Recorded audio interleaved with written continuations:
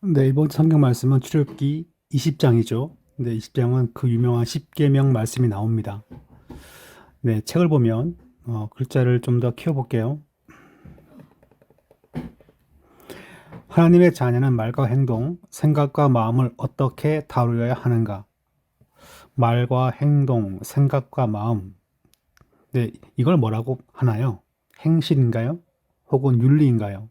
여하간에 하나님의 은혜로 구원받은 성도는 이제 어떻게 살아야 합니까?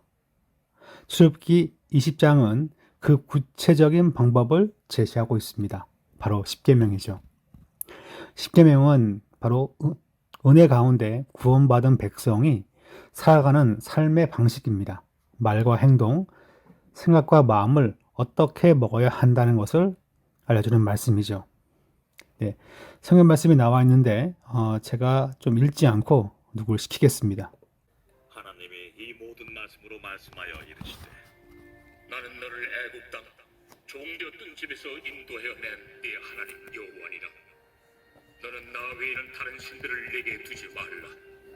너를 위하여 새긴 우상을 만들지 말고 또 위로 하늘에 있는 것이나 아래로 땅에 있는 것이나 땅 아래 물속에 있는 것에 어떤 형상도 만들지 말며 그것들에게 절하지 말며 그것들을 숨기지 말라. 나 내 하나님 여호와는 질투하는 하나님인즉 나를 미워하는 자의 죄를 갚되 아버지로부터 아들에게로 3, 4대까지 이르게 하거니와 나를 사랑하고 내 계명을 지키는 자에게는 1000대까지 은혜를 베푸느니라. 너는 내 하나님 여호와의 이름을 망령되게 부르지 말라. 여호와는 그의 이름을 망령되게 부르는 자를 죄 없다 하지 아니하리라. 안식일을 기억하여 거룩하게 지키라. 엿새 동안은 힘써 내 모든 일을 행할 것이다. 일곱째 날은 내 하나님 여호와의 안식일인즉 너나 내 아들이나 내 딸이나 내 남종이나 내 여종이나 내 가축이나 내 문 안에 머무는 객이라도 아무 일도 하지 말라.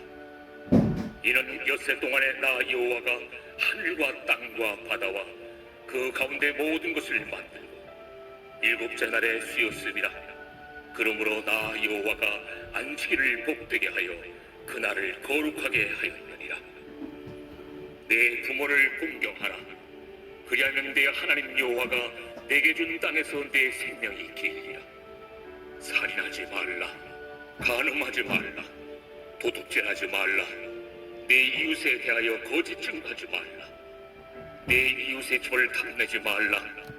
내 이웃의 아내나 그의 남종이나 그의 여종이나 그의 소나 그의 나귀나 무릇 내 이웃의 소유를 탐내지 말라.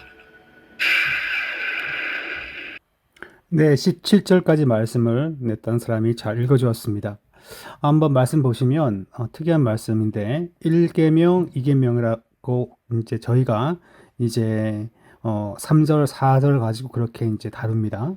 근데 이 계명을 설명한 다음에 복과 저주에 대한 이야기를 아주 길게 설명을 하십니다. 그래서 하나님은 죄를 미워하시고 죄에 대해서 값을 갚으시는데 3, 4대까지 또 혹은 축복에 대해서는 바로 1000대까지 은혜를 베푼다는 것을 강조하여 설명합니다. 그래서 1, 2계명이 상당히 먼저 나와 있고 중요하다는 것을 또한 볼 수 있겠죠. 하나님 그 이외에 다른 걸 섬긴다는 것은 영적으로 그게 이제 정직하지 않은 것이고 정결하지 않은 거죠. 자, 또 뭐가 있냐면, 예, 하여튼 이렇게 잘 읽었고요. 맨 마지막에 보시면 내 그 이웃의 집을 탐내지 말라라고 나와 있어요. 그래서 이제 이 십계명에 대해서 많이 설명하는 학자들 가운데 한 분은 이렇게 설명을 해요. 마지막 십계명이 요 10번째 계명이 모든 것을 지배하기도 한다. 그렇게도 설명합니다. 즉 다른 물건을 탐내면 또한 다른 여인을 탐내면 뭐 간음이나 도둑질이나 더 나가서 부모 공경도 하지 않고 또 물질에 매여 있으면 예배를 드리지 않고 돈 버는 데만 관심을 두겠죠. 그 모든 것을 다 통칭하여 설명합니다. 그 하나님 아닌 것을 섬기면 부모 공경하지 않고 돈을 섬기고 또한 나에게 주어진 배우자를 섬기지 않고 또 다른 여인을 또 다른 남자를 또한 좋아하고 또한 살인도 하고 도둑질도 하는 것들 다 마찬가지가 하나님을 제대로 섬기지 않기 때문에 발생되는 문제라고 한다면 거꾸로 다른 것을 탐내면 앞에 있는 9가지도 범하게 된다. 그렇게 보기도 합니다. 아주 저희들한테 중요한 중요한 그 해석인데 사도 바울이 말하기를 탐심은 우상 숭배라라고 그렇게 이제 신약 성경에서 말하기 때문에 아주 그와 잘 이렇게 맥이 떨어지는 그런 말씀입니다. 탐심은 하나님과 모든 관계에 있어서 변질시키고 우리를 그렇게 쓰러뜨리는 큰 유혹이라 볼 수 있습니다. 자, 1번 볼게요. 하나님께서 십계명을 주시기 전에 먼저 자신을 어떤 하나님으로 소개를 했나요? 자, 2절 가보시면 나는 너를 애굽 땅 종 되었던 집에서 인도하여 낸 내 하나님 여호와니라. 너를 인도하여 내었다. 인도하신 하나님, 구원하신 하나님, 복 주신 하나님. 먼저 은혜 받았기 때문에 너는 이미 나의 백성 되었기 때문에 뭡니까? 이와 같이 사는 것은 당연하다. 그렇게 볼 수 있습니다. 두 번째, 십계명은 크게 두 부분으로 나온다면 우리가 흔히 이제 1부터 4까지가 하나님과 관련된 계명이라면 부모 공경부터 나와 있는 것은 무엇입니까? 이게 이제 제5계명인데 이제 끝까지는 바로 인간 사이의 계명이라 그렇게 이야기합니다. 물론 그렇게 분류하는 것도 뭐 틀린 건 아닌데 앞에 하나님과의 관계가 뒤에 것도 다 영향을 다 미치게끔 되어 있죠. 그러니까 우리가 그것을 좀 기억할 필요가 있습니다. 다른 건 다 해도 내가 저 물건만큼은 꼭 하고 싶어. 하나님을 잘 섬겨도 이와 같은 전제가 먹히지 않는 것은 그것을 탐하여 뺏는 것은 여호와의 뜻이 아니지요. 즉 하나님을 절대 유일신으로 내가 믿는다면 그와 같이 행동하는 것은 거짓된 믿음일 것입니다. 그러므로 십계명은 어느 것 하나가 중요하고 덜 중요하고 그렇게 말하기보다는 모두가 다 아주 면밀하게 아주 긴밀하게 연결되어 있다는 거죠. 네, 세 번째 보시면 십계명 중 나에게 부족한 부분은 무엇이 있을까? 그러니까 우리가 부모 공경을 항상 생각할 때마다 저는 불효자입니다. 그렇게 생각할 수가 있겠죠. 내가 무언가 부족한 부분이 있을 수도 있을 것입니다. 그게 무언가를 한번 써보시기 바랍니다. 네 번째는 제가 이제 앞에 요 2절 말씀과 더불어서 이 네 번째 질문을 한 번 더 묵상해 봅니다. 자, 우리는 은혜가 떨어지면 혼자 시무룩해지고 말이 짧아지고 모임에 제대로 나오지 않게 된다. 은혜 받아야 일을 하지라는 말로 자신의 뒤처짐을 정당화하기도 한다. 그러니까 은연중에 자기의 마음과 결정을 정당화시키는 거예요. 십계명의 전제 조건은 제2절의 하나님, 곧 구원하신 하나님, 인도하신 하나님인데 그런 하나님을 내가 잊어버리면서 나는 은혜 안 받았으니까 대충 살아야지. 이제 요렇게 마음으로 먹으면서 자기의 생각과 결정을 정당화한 적은 없는가? 이건 뭐 제가 글을 썼지만 뭐 저의 이야기가 되기도 하고 혹시 여러분의 이야기는 되지 않습니까? 은혜 받으면 내가 다 하고 싶고 목사님 제가 다 감당하겠습니다. 할렐루야. 뭐 그렇게 말씀하기도 하지만 여전히 은혜가 없으니까 나 그냥 쉴래요. 빠질래요. 그럴 경우가 있지 않습니까? 은혜 안 받았으니 대충 믿는 것도 그냥 이해하시겠죠? 뭐 그렇게 생각할 수 있습니다. 그러니까 은혜 받아서 주의 백성 되었고 그러하기 때문에 십계명을 우리가 감당하는 것은 맞는 말인데 정반대로 요즘 나에게 하나님 특별하게 감동을 안 주시니 난 그저 평범하게 살겠습니다. 그렇게 마음 먹진 않습니까? 그렇게 제가 정반대로 이렇게 말을 바꾸어서 묵상해 봅니다. 그 다음 보시면 하나님은 자신을 너를 애굽 땅 종 되었던 집에서 인도하여 낸 구속의 하나님으로 계시하신 후에 계명을 주십니다. 이것은 율법이 구원의 조건이 아니라 이미 구원받은 백성이 어떻게 살아야 하는지를 보여주는 것, 곧 언약 백성의 삶의 모습이 이러해야 한다는 걸 보여줍니다. 이미 주의 백성 되었습니다. 산돌교회 성도가 되었습니다. 직분자 자녀가 되었습니다. 그러면 뭐가 필요합니까? 그 이름에 걸맞는 삶이 필요하겠죠. 그게 바로 십계명의 삶입니다. 또한 십계명은 하나님과의 수적 관계와 이웃과의 수평적 관계를 함께 다루면서 참된 경건은 우리의 하나님 예배와 삶의 윤리가 분리되지 않는 총체적인 순종임을 가르친다. 이게 무슨 말인가요? 예배를 잘 드리고 내가 하나님만 경배합니다. 주의를 지킵니다. 하나님만 정말 신뢰한다면 하나님께서 나에게 이 땅을 이 뱀같이 지혜롭게, 또 뭐가 있나요? 비둘기같이 순결하게 살도록 하기 위해서 정하신 이 말씀을 과연 누가 무시할 수 있을까요? 무시할 수 없죠. 하나님이 나의 하나님이시기 때문에. 그래서 삶의 윤리와 하나님 예배는, 그러니까 하나님 예배는 이제 1부터 4계명까지라면 삶의 윤리는 이제 5부터 10까지죠. 이것은 분리될 수 없는 한 덩어리라는 것을 말하고 있는 거죠. 예배는 드리지만 삶의 윤리가 수준 이하라면 한다면 진실로 예배 드리는 자인지 자문해 보아야 할 것이다. 지난주에 서장훈 씨가 그 MC로 나온 한 그 예능 쇼를 보니까 한 목회자 부부가 나왔어요. 근데 이제 결혼식은 올리지 않고 그냥 함께 지난 7년간 사실혼 관계로 살아온 부부예요. 그것도 참 그렇죠. 약간 목회자 부부인데. 근데 이제 막 이혼을 하려면 안 하면 막 싸우고 있어요. 아, 참. 제가 그 목사라면 아예 TV 안 나올 텐데 아마 그 여인을 또 아마 좋아하나 봐요. 이게 참 답답한 거죠. 전 제가 누구를 이렇게 뭐 정죄할 그 권한은 없지만 좀 좋지 못한 모습을 가지고 이렇게 나오는 거 보면 안타깝다 싶습니다. 예배는 드리지만 삶의 윤리가 사람들이 봤을 때 안 좋다면 정말 내가 하나님 앞에 거룩한 백성인가 자문해 봐야 되는 것인데 그와 같은 시금석되는 기준이 뭐냐? 바로 십계명임을 보여줍니다.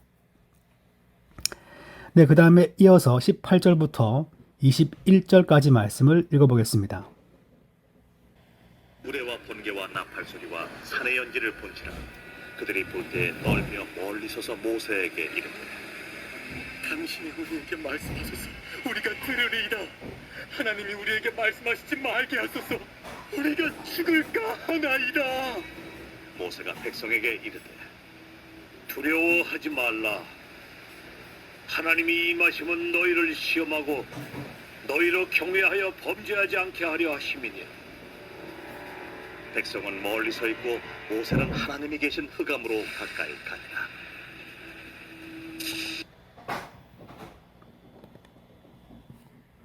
네, 이쪽에 이제 소위 드라마 성경인데 이렇게 청각적인 효과가 아주 참 좋죠. 지금 그림을 보시면 십계명 갖고 내려오고 있는데 모든 백성이 두려워하고 지금 놀라고 있습니다. 자, 5번 볼까요? 백성은 우레와 번개와 나팔 소리와 산의 연기를 보고 어떻게 반응하였습니까? 18절 보시면 떨었습니다. 그리고 우리가 죽을까 하나이다.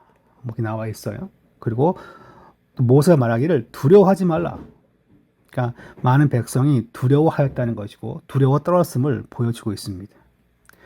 자, 6번 모세는 두려워하는 백성에게 하나님께서 이렇게 임하신 목적은 무엇이라고 설명하였습니까?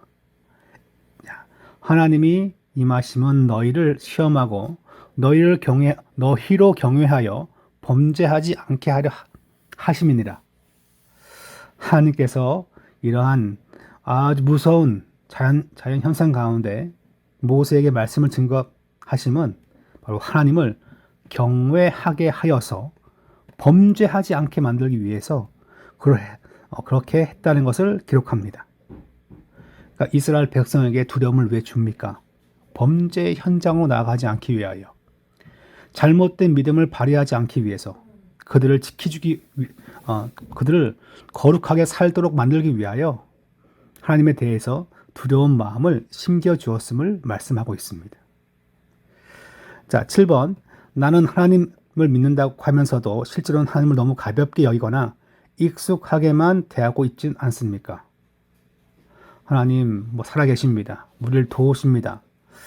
그런데 하나님은 사랑의 하나님이니까 내 마음대로 행동해도 다 용서할 거야. 그렇게 말은 하지 않지만 그런 듯 하게 행동하는 성도가 교회마다 적지 않게 많습니다. 참 이렇게 무서운, 그리고 상당히 찔리는 그런 질문이 될 수 있겠죠. 8번. 십계명 받는 장면에 있어서, 오타입니다. 있어서 이스라엘 백성이 두려워하는 모습은 지극히 정상적이다. 두려워하는 마음, 이것은 어떤 영적인 유익이 있을까요? 두려워하는 마음을 먹는다는 것은 어떤 영적인 유익이 있을까? 두려워하는 마음이 있으면 그 말씀을 잘 듣습니다. 그리고 따르겠죠. 아무리 내가 내 자녀에게 너 하나님 잘 예배하고 경배하고 하나님께 잘 우리가 고개를 숙여야 돼, 그렇게 아무리 얘기해도 그 자녀가 하나님을 두려워하지 않으면 몇 번 얘기해도 씨가 안 먹히죠. 그러니까 가장 근본적인 건 하나님에 대한 두려움, 경외심이에요. 경외심이 있을 때 인생이 두려운 줄 알고 하나님 앞에 와서 그 앞에서 무릎 꿇는 것이고 하나님의 말씀을 듣는 것이고 쫓는 것이죠. 경외심이 사라지면 그때부터는 이게 삶의 제어가 되지 않습니다. 그래서 이스라엘 백성이 하나님 앞에서 두려워한 것은 상당히 영적으로 이게 상당히 유익한 거예요. 왜냐고요? 그래야지 범죄하지 않고 잘못된 길로 가지 않고 하나님의 뜻과 말씀과 언약의 약속 안에 항상 머무는 것입니다. 그래서 우리가 만일 기도한다면 하나님, 내 자녀에게 하나님 경외의 마음이 심겨지게 하옵소서.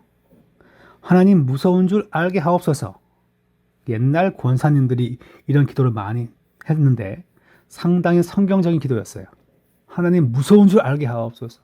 하나님, 이 젊은 세대가 하나님 무서운지 모릅니다. 막 그러면서 크게 아주 간절하게 기도하신 분들 많은데, 과거에는 하나님 무서운 줄 아는 것이 진짜 좋은 지식이죠. 그죠? 그러니까 하나님을 이렇게 두려워하고 경외하는 것이 모든 지식의 근본이라고 잠언서에 말하고 있어요. 제가 종종 얘기하고 있는 탈무드 책을 몇 번 읽어서 지혜롭게 된 건 아닙니다. 그런 책을 몇 번 본다고 지혜로워지는 것이 아니라 마음의 태도를 바꿔야 돼요. 그 태도가 하나님을 두려워하는 거예요. 그게 진짜 지혜의 출발이라는 거죠.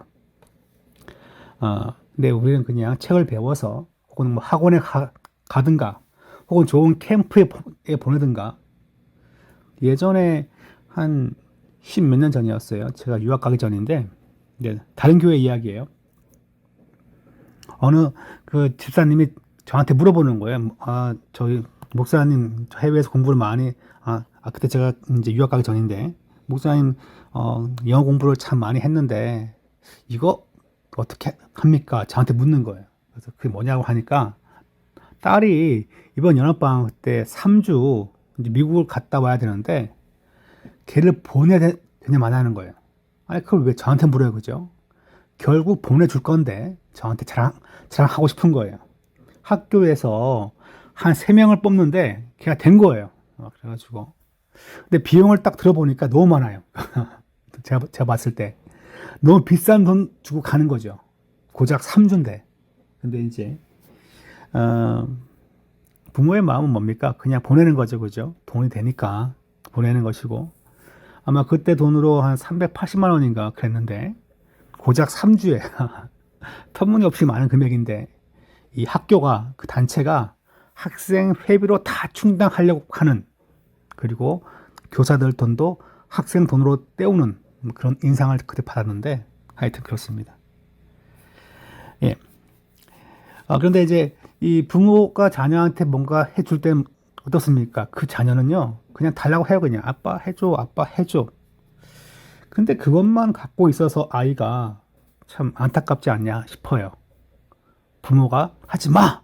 그러면 안 해야 되는데 또 하는 거죠. 그러니까 하나님을 두려워하는 마음은요, 사랑하는 마음도 함께 있지만 두려워하는 경외심, 이 경외심이 진짜 지혜의 근본이라는 것을 기억할 필요가 있습니다. 밑에 읽어볼게요. 믿는 신앙 안에는 사랑과 친밀함만이 아니라 반드시 경외와 두려움도 함께 있어야 합니다. 자, 오늘날 신앙생활은 때때로 하나님을 너무 가볍게 여기거나 지나치게 익숙한 대상으로만 대하는 경향이 있는데, 사랑의 하나님, 자, 여러분을 사랑합니다, 이런 말은 많이 하는데 심판의 하나님, 너 혼난다고, 너 엄벌받아, 그런 얘기는 잘 하려 하지 않죠.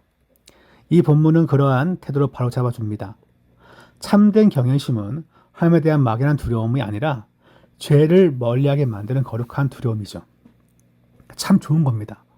이 거룩한 두려움이 있기에 구원받은 성도는 하나님의 뜻과 혹은 십계명을 묵상하고 따르는 것인데, 그러므로 성도는 하나님 앞에 나아갈 때 가벼운 태도를 버리고 경외함과 감사함으로 말씀을 받고 순종하는 자세를 가져야 한다는 거죠. 두려움이 변하여 찬송되는 것이고요. 두려움이 변해서 믿음이 되는 것이고, 그 두려움이 변해서 무엇입니까? 하나님을 제대로 믿는 성도로 되어가는 것입니다. 하나님 무서운 줄 아는 것, 이게 진짜 지혜이자 좋은 믿음이라 볼 수 있습니다. 자, 그 다음 볼게요. 이제 마지막 부분이죠. 여호와께서 모세에게 이르시되 너는 이스라엘 자손에게 이같이 이르라.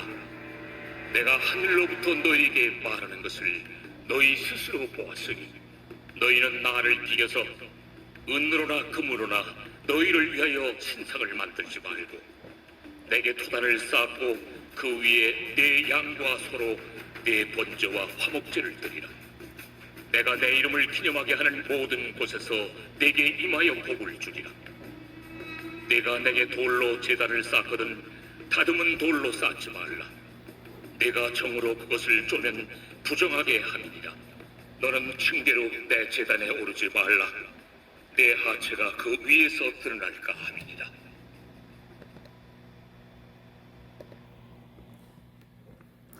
네, 지금 여기 보시면 이제 일가족이 흙으로 단을 쌓습니다. 근데 특별히 이제 앞에는 이제 우상 숭배와 그걸 하지 말라고 하나님만 경배할 것을 얘기했다면, 22절 이하 말씀은 하나님께 경배할 때 제단 쌓는 방법을 얘기합니다. 제단을 쌓을 때 아주 화려하게 잘 쌓아놓으면 참 멋있겠죠, 그죠? 그런데 그것을 하나님은 원치 않는 것입니다. 23절 보시면 은, 금으로 신상을 만들지 말라라고 나와 있습니다. 은, 금으로 신상을 만들면 되게 있어 보이죠. 아주 거룩하게 보일 수도 있습니다. 그렇지만 하나님은 그걸 원치 않습니다. 그리고 단을 쌓을 때 좋은 단을 가지고 쌓으면, 마치 대리석처럼 잘 잘라가지고 쌓으면 단이 삐까번쩍하게 멋있을 겁니다. 삐까번쩍한 그와 같은 제단을 쌓았지만 하나님이 응답하지 않는다면 뭔가요? 그걸 왜 쌓았습니까? 필요 없는 거죠. 그러니까 토단을 쌓고, 혹은 이렇게 말씀하십니다. 내가 내 이름을 기념하게 하는 모든 곳에서, 그 하나님을 구하고 그 이름을 찾는 자에게, 모든 자에게 뭡니까? 진심으로 하나님을 구하는 자에게 내게 임하여 복을 주리라. 하나님께서 성도에게 복을 준다는 거죠. 단은 아주 잘 지었습니다. 아주 맨들맨들한 돌을 잘 깎아가지고 잘 졌는데 하나님이 그 자리에 임하지 않고 복을 안 주면 그게 뭔 소용입니까? 돌을 잘 다듬었어요. 너무 예뻐요. 이런 지극정성이니까 하나님이 복을 주지. 이것은 다 아주 세상적이고 우상숭배적인 멘트입니다. 지극정성이니까 은혜 받았지. 그따위 말을 하면 아직 복음을 잘 모르는 거예요. 지극정성이 아니라 하나님은 그 택한 자에게 그 택한 자가 주께와 경배할 때 은혜로 복을 주는 것입니다. 그러니까 은혜 주는 하나님의 그 은혜가 더 큰 것이지 지극정성 때문에 복받은 것은 아닙니다. 우리가 항상 이 잘못된 이방 종교의 가르침인데 이걸 항상 경계할 필요가 있습니다. 네, 한번 밑에 보겠습니다. 하나님께서는 제단을 어떤 재료로 쌓으라고 하였으며 돌로 쌓을 경우 어떻게 하지 말라고 했습니까? 첫 번째, 제단은 토단, 즉 흙을 쌓는다는 거죠. 얼마나 볼품 없겠습니까? 그죠? 얼마나 볼품 없어요. 근데 굳이 돌로 쌓으면 이렇게 나와 있습니다. 다듬은 돌로 쌓지 말라. 모양 내려고. 그러지 말라고. 있는 돌 그대로. 하나님은 뭘 보십니까? 그 마음의 중심을 보잖아요. 그러니까 더 화려하게, 더 멋있게, 더 우아하게, 더 화음을 잘 넣어서 부르고 예배하고 또한 꾸미고 그러면 하나님이 기뻐할 것처럼 우리는 착각하지만 그것은 색동저고리를 입은 무당에 불과한 것입니다. 하나님은 색동저고리 입은 무당이 아니라 진심한 마음을 가지고 하나님을 기념하면 그 자리가 무엇입니까? 복받는 자리라는 거죠. 그걸 얘기하고 있습니다. 이제 10번 보시면 하나님께서 제단에 올라가는 방식에 대하여 왜 계단을 사용하지 말라고 명하였습니까? 이스라엘 백성은 이렇게 통옷으로 크게 있기 때문에 속옷이 없으면 속이 다 비칩니다. 그래서 부정한 것이 떨어질 수 있기 때문에 그래서 이 계단을 만들지 말고 그냥 이렇게 비스듬하게 그냥 경사로를 만듭니다. 그래서 뭐 현대적으로 얘기하면 이제 휠체어 가지고 이제 올라가도록 그렇게 경사로를 만든 것이지 그러니까 계단을 만들어서 층계를 만드는 것은 바로 성경적 방법이 아니라는 것을 얘기하고 있습니다. 그러니까 하나님은 즉 무엇입니까? 모든 방법에서 하나님께만 집중하게 만드는 방법으로 예배하는 것을 원한다는 것을 말합니다. 만약에 다른 남자가 올라가다가 하체가 보이면 사람들이 쟤 뭐 보인다고 막 그렇게 아마 사람들의 집중이 근데 이목이 집중되겠죠, 그죠? 그것은 거룩한 방법이 아니라는 거죠. 온전히 예배에 집중하는 것을 중시하기 때문에 예배 드리는 장소가 화려하다고 좋은 것이 아니라 하나님을 구하고 찾는 자에게 은혜 있다는 것을 더 알게 하기 위하여 하나님은 이와 같이 토단이나 혹은 다듬지 아니한 돌로 제단을 쌓는 것을 명령한 것을 볼 수 있습니다. 네. 근데 마지막 11번이죠. 하나님께서 화려하게 꾸민 제단보다 흙제단 혹은 다듬지 않은 돌제단을 허락하신 것은 오늘 우리의 예배 태도에 어떤 교훈을 줍니까? 예배의 환경이나 준비보다 중요한 것은 하나님을 구하고 찾는 마음의 드림이죠. 마음을 드리고 마음을 정비하고 마음을 정돈하여 아버지께만 향하는 것. 그게 가장 좋은 예배라는 거예요. 거기에 대한 교훈 주기 위해서 돌을 다듬지 말고 좋은 돌이 아니라 그냥 모양이 별로 안 좋아도 진심을 담고 경배함이 중요하다. 그렇게 볼 수 있습니다. 네, 밑에 볼게요. 예배의 본질이 화려함이나 인간적 연출에 있지 아니함을 일깨워주는데 소박하고 단순한 방식 속에서도 하나님은 영광을 받으십니다. 그러므로 예배자는 어떻게 더 멋지게 보일까 보다 어떻게 하나님이 정하신 뜻에 따라서 겸손히 나아갈까를 먼저 물어야 한다는 것입니다. 제가 전사 때 한 집사님이 있었는데 그분은 약간 고아원 출신이었습니다. 근데 그분이 항상 성탄 때마다 흰 장갑을 끼고 흰 와이셔츠를 입고 나무 젓가락을 가지고 지휘를 해요. 근데 한 번 볼 땐 되게 웃겼는데 두 번째부터는 별로 재밌지 않더라고요. 왜냐면 정교인들이 다 봤기 때문에. 근데 그분은 아주 그냥 코믹스럽게 표정을 지어가면서 나무 젓가락으로 지휘를 하면서 성탄 발표를 혼자 하시는 거예요. 매년. 그러니까 그분의 이 퍼포먼스는 그렇게 화려하지 않습니다. 그냥 약간 유치하고 그러지만 진심을 다해서 성탄의 주님을 찬송하는 모습을 나무젓가락 지위에서 볼 수가 있었습니다. 그러니까 멋지게 보냐가 중요한 것이 아니라 하나님께 겸손히 나아가고 있느냐, 이게 중요한 거죠. 그래서 제단에 대한 요 규례가 이렇게 나와 있습니다. 또한 제단 규례는 성도에게 참된 예배가 인간 중심적 종교 감각의 표현이 아니라, 말이 좀 어려워요. 하나님의 거룩 앞에서 자신을 낮추는 순종 행위임을 가르쳐 줍니다. 와, 화려해. 화음 너무 좋아. 저건 2부 합창이 아니라 4부 합창이 너무 좋다, 야. 악기 너무 빵빵해. 야, 우리 교회 성가대는 음대 나온 애가 한 몇 명이나 있어. 의미 너무 좋아. 야, 너네 교회 차량 봤더니, 야, 그 1억짜리 덕구만. 야, 차 좋네. 제가 옆에 보면 다 써놨어요. 야, 음향이 목소리 너무 좋아. 목소리만 들어도 감동이다. 조명은 왜 이렇게 좋으냐. 눈이 시원하다, 야. 그에 비해서 산돌교회는 냉난방과 음향과 조명과 의자가 그렇게 좋지 않고 30년 전 스타일이죠.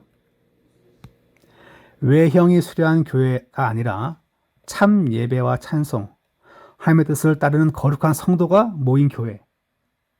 바로 여기가 참 좋은 교회라는 교훈을 주고 있는 것입니다. 우리는 종종 그 남들 보는 눈이 있는데 그 생각을 할 때가 있어요. 이제 보통 노회에서 활동을 제가 지금 하고 있는데, 나중에 노회장을 하면 아마 노회 활동 기념이라 해가지고 노회 때 뭐 수건이나 뭐 우산이나 또 하나씩 약간 돌려야 됩니다. 근데 이제 어떤 분들은 그래요. 이것도 뭐 목사님 그 면이 있는데 좀 좋은 걸 돌려야 되지 않겠습니까? 뭐 그렇게 돌리나 저렇게 돌리나 다 같은 건데 누굴 위해 돌리는 건가요? 그런 고민을 또 하면서 할 필요가 있습니다. 그러니까 싼 거 하자, 뭐 비싼 거 하지 말자, 그것이 아니죠. 중요한 포인트가 뭔가요? 포인트는 하나님이 정말 기뻐하시는 것인가? 우리가 전심으로 하나님 앞에 섬기는 마음 가운데 이렇게 봉사하는 것인가? 뭐 그런 것들이 우리가 항상 고민해 보아야 할 질문이 될 것입니다. 네, 이상 공부를 마치겠습니다.